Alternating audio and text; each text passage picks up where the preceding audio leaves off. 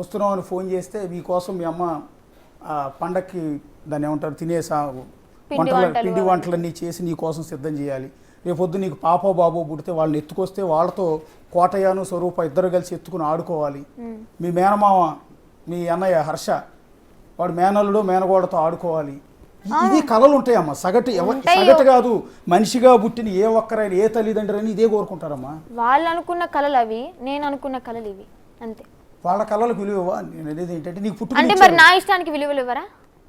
ఇప్పుడు అనుకుంటూ ఉంటే మాట కోటయ్య స్వరూప లేకపోతే ఇవాళ వర్షిని ఉండేదా? ఉండేది కాదు. కానీ ఓకే కన్నారు, ఉంటది ఉండదు అని కాదు, కన్నారు, పెంచారు, మంచి బాగులు అన్నీ చూశారు. కానీ నా ఇష్టం అనేది ఒక ఏజ్లో నాకు ఇష్టం అనేది పెరుగుతుంది. నా మనస్ఫూర్తిగా నేను ఒకరిని ఇష్టపడి పెళ్లి చేసుకోవాలని చెప్పి నాకు ఉంటుంది. అలాగే నాకు అనిపించింది, తనే కరెక్ట్ అనుకున్నాను, అందుకే తన్నే పెళ్లి చేసుకున్నాను. తన తప్ప ఇంకెవరు వద్దు నాకు అంటున్నాను. జీవితంలో తను ఒక్కడు చాలు. ఒక సంవత్సరం తర్వాత మీ ఆలోచన మారచ్చు కదా? మారదు.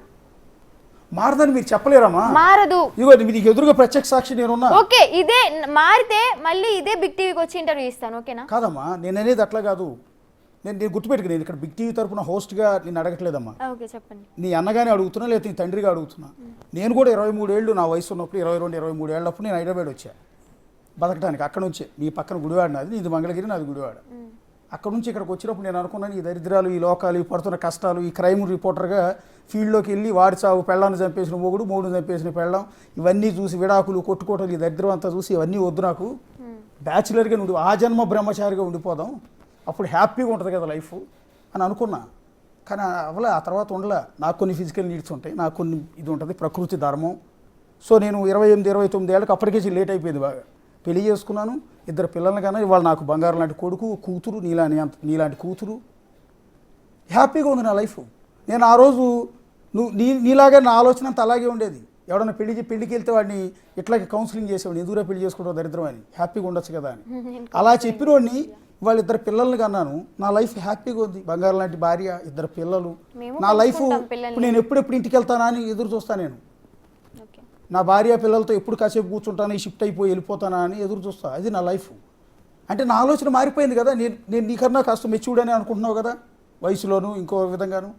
అలాంటిది రేపు పొద్దున్న నీ ఆలోచన ఈ అఘోరితో నీ కొద్ది రోజుల తర్వాత లైఫ్ బాగుండకపోవచ్చు, నీకు నచ్చకపోవచ్చు, ఏదో మిస్ అయ్యా నా లైఫ్లో అనిపించవచ్చు. ఏదేమైనా కానీ అడ్జస్ట్మెంట్ అయితే అవుతాను. కానీ మా మధ్య ఎన్ని గొడవలైనా, ఎన్ని అపార్థాలు వచ్చినా తన్నైతే నేను విడిచిపెట్టడం అవ్వదు. ఇది నేను స్టాంప్ వేసి మరి చెప్తాను.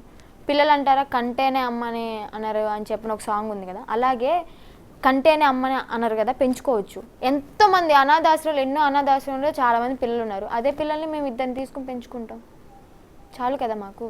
మా జీవితాంతం ఆ పిల్లలతో తను నేను చాలు హ్యాపీగా ఉంటాం. సరే, ఇప్పుడు కూడా నేనైతే యాక్సెప్ట్ చేయను. బట్ నీ లైఫ్, నీ ఇష్టం, నీ మీద మాకేమీ రైట్స్ ఉండవు కాబట్టి నీ నిర్ణయాన్ని మేము వ్యతిరేకించాము. కానీ నేనేమంటానంటే, ఇంతలా అఘోరి అంటే ఎందుకు అంత ఇష్టం నీకు అని. నేనేది ఎందుకు, ఏమి నచ్చింది, ఎన్ని రోజులు పరిచయం మీకు ఆయనకి అసలు? ఎందుకు అంటే చెప్పలేను, కానీ చాలా ఇష్టపడ్డాను. నా మనసుకి నచ్చేశారు అంతే. నా మైండ్కి కాదు, నా మనసుకే నచ్చేశారు. అంటే ఎక్కడమ్మా ఇప్పుడు మీకు? అంటే నేను ఒకటే చెప్తాను, మనిషిని ప్రేమిస్తే మట్టిలో కలిసిపోయేంత వరకే, లేదా ఇంకో మనిషి వచ్చేంత వరకే. అదే మనసు కలిసి ప్రేమిస్తే అది ప్రాణం పోయేంత వరకు ఉంటుంది ఆ బంధం. అలాగే మేము మనసుతో ప్రేమించుకుంటున్నాం కాబట్టి మా బంధం ప్రాణం పోయేంత వరకు ఇలాగే ఉండాలని చెప్పి కోరుకుంటున్నాను. ఓకే, మేము చట్టబద్ధంగా వెళ్తాము. ఉంటే అనుకుంటున్నట్టు ఒకరితోనే ప్రేమ అనేది లేదు. వాళ్ళు ఒకళ్ళని పెళ్లి చేసుకుంటున్నారు, ఒక మగవాడు 4-5 ఎఫ్ఐఆర్ పెట్టుకుంటున్నాడు. అట్లాగే లేదు, ఇవన్నీ చాలా మందిని మెయింటైన్ చేస్తున్నాం, చాలా ఫ్యామిలీ. నువ్వు అనుకున్నట్టు ఒకళ్ళతో ప్రేమ ఉన్నట్లే ఈ రోజుల్లో. నేను ఆడవాళ్ళ కోణం నుంచి అంటలేదు, మగవాళ్ళ కోణంలో నుంచి అంటున్నా. పైకి శ్రీరామచంద్రుడిలా కబుర్లు చెప్తారు కానీ 4-5 మెయింటైన్ చేస్తున్నారమ్మా ఇల్లీగల్ కానీ. సో ఒకళ్ళతో ప్రేమ అనేది ఎక్కడ ఉండట్లేదమ్మా. నేను అంటున్నది ఏంటంటే, నువ్వు అన్నది అది నిజం కాదేమో అనిపిస్తుంది నాకు. అది ఏమో నాకైతే నిజం, మేమైతే నమ్మాము, ఒకరినొకరు ఇష్టపడ్డాం. ఇప్పుడు ఈ అఘోరి అమ్మ మీ ఇంటికి వచ్చినప్పుడే పరిచయం, 4 రోజుల పాటు మీ ఇంట్లో ఉన్నారు. జనసేన పార్టీ ఆఫీస్ దగ్గరికి వెళ్ళి ఆయన ఆ రోజు ప్రొటెస్ట్ చేసినప్పుడు పోలీసులు తీసుకెళ్ళిపోయారు. కారు ఏదో రిపేర్ వస్తే మంగళగిరిలో సర్వీస్ సెంటర్కి ఇచ్చారు. ఆ రోజు అక్కడ గొడవ కూడా అయింది. మీడియా వాళ్ళు వెళ్ళి వీడియోలు తీస్తుంటే వాళ్ళని కొట్టడానికి కూడా వచ్చారు ఆయన. ఆ రోజేనా? అప్పుడైనా ఆ రోజు పరిచయం. అప్పటి నుంచి అంతకుముందు మీకు తెలియదు? వీడియోస్ చూసేదాన్ని నార్మల్గా, అంతకుముందు తెలిసేది. డైరెక్ట్గా కలవలేదు కానీ వీడియోస్ చూసేదాన్ని. అప్పుడు మీ ఇంటికి తీసుకెళ్ళారు అంటే ఆమె అడిగితే గొడవ మంగళగిరి వచ్చి అక్కడ పోలీసులతో గొడవ అయినప్పుడు ఇంటికి తీసుకొచ్చాం. అంటే విష్ణు తీసుకొచ్చాడా మీరు తీసుకెళ్లారా? అది ఫస్ట్ విష్ణన్నయ్యకే ఫస్ట్ గొడవ అయినప్పుడేమో విష్ణన్నయ్య నెంబర్ తీసుకొని ఓకే ఆమె వెళ్ళిపోయినప్పుడు మాట్లాడుతూ ఉండేవాడు. ఆ గొడవ అయిన నెల తర్వాత ఆమె మళ్ళీ సడన్గా టోల్గేట్ దగ్గర మంగళగిరి టోల్గేట్ దగ్గర కార్ రిపేర్ వచ్చి ఆగిపోయింది. అప్పుడు విష్ణన్నయ్య సూర్యాపేటలో ఉన్నాడు. విష్ణన్నయ్య నాకు కాల్ చేసి అప్పుడు నేను యాంకరింగ్ చేస్తున్నా జాన్ 9th. ఆ రోజు కాల్ చేసి నేను ఒక రెస్టారెంట్లో తింటున్నా, అగోరమ్మ కారు ఆగిపోయింది అక్కడ, వెళ్ళిపో అర్జెంటుగా వెళ్ళి అంటే ఇంకా రెస్టారెంట్ నుంచి నేను మా హర్షన్నయ్య టోల్గేట్ దగ్గరికి వెళ్ళి ఆమె కార్ రిపేర్ ఏదో ఉంటే సైడ్కి పార్కింగ్ చేసి నైట్ అయిపోయింది కదమ్మా ఇంటికి రండి అని చెప్పండి. విష్ణన్నయ్య కూడా ఒక మా ఇంటికి తీసుకెళ్ళని చెప్పని అనడం జరిగింది. వాళ్ళ ఇంటికి తీసుకెళ్ళాము. అక్కడ ఉన్నారు 1 week, తర్వాత వెళ్ళిపోయారు. మళ్ళీ తర్వాత 1 week తర్వాత వచ్చారు. అప్పటి నుంచి ఇంకా కాంటాక్ట్లో ఉండడం అలా జరిగింది. ఆ రోజు కనుక విష్ణు ఫోన్ చేసి అఘోరి అమ్మ దగ్గరికి వెళ్ళి తీసుకురా అని చెప్పకపోయి ఉంటే నీ లైఫ్ వేరుగా ఉండేది. ఇప్పటికీ విష్ణు అన్న దగ్గర దెబ్బలు తింటూ ఉంటుందాన్నేమో, అదే నా జీవితం అయిపోయేదేమో. ఈమె వచ్చింది కాబట్టి నా లైఫ్ ఇంత హ్యాపీగా చేంజ్ అయిందేమో, నేనైతే అదే అనుకుంటాను. ఓకే, ఒక నరకం నుంచి బయటపడ్డానని నేను అనుకుంటాను. ఈ కోణంలోంచి ఈ పాయింట్ ఆలోచిస్తే నేను 100% యాక్సెప్ట్ చేయాల్సింది. ఎందుకంటే మీరు అన్నారు ఆ పాయింట్ చూసారా, ఇది ఒకవేళ అఘోరి పరిచయం కాకపోయి ఉంటే ఈ రోజు కూడా విష్ణు చేతిలో దెబ్బలు తింటాను తినాల్సి తన కాళ్ళకి తను చెప్పిన మాట వినేదాన్నేమో.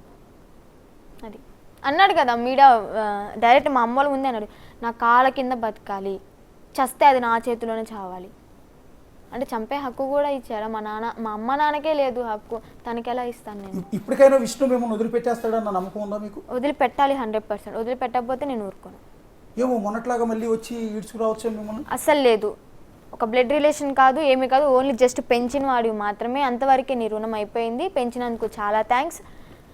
సో ఇంకా నీతో నాకు బంధం వద్దు అనుకుంటున్నాను విష్ణన్న, ఇదే నేను చెప్పగలను నీకు.